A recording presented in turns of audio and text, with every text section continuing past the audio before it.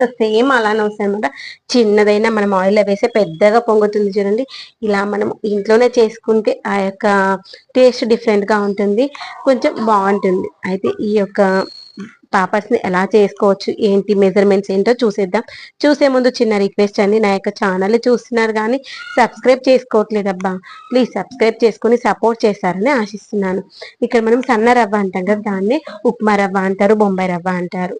పేరేదైనా సన్నగా ఉండేటువంటి రవ్వ అనమాట. వైట్‌గా ఉండి సన్నగా వస్తది చూడు, ఆ యొక్క రవ్వ తీసుకోవాలి. ఒక గ్లాస్ రవ్వ తీసుకుంటే, ఒక్క గ్లాస్‌కి 9 గ్లాసుల నీళ్లు తీసుకోవాలనమాట. అయితే ఆ 9 గ్లాసుల నీళ్ళలో 6:30 గ్లాసులు వాటర్‌లో మనము మరగడానికి గిన్నెలో పోసుకోవాలి. రిమైనింగ్ 1 ½ గ్లాస్ ఉంటుంది. ఆ యొక్క 1 ½ గ్లాస్ రవ్వను మిక్స్ చేసుకోవడం కోసం తీసుకోవాలండి. ఉండలు కట్టకుండా ఉంటుంది రవ్వ అందుకోసమని. మళ్ళీ మనం తీసుకున్నటువంటి గిన్నె సైజ్ కొంచెం పెద్దగా ఉండాలి. ఎందుకంటే మనం ఉడికేటప్పుడు పైకి పొంగుతా ఉంటుంది కాబట్టి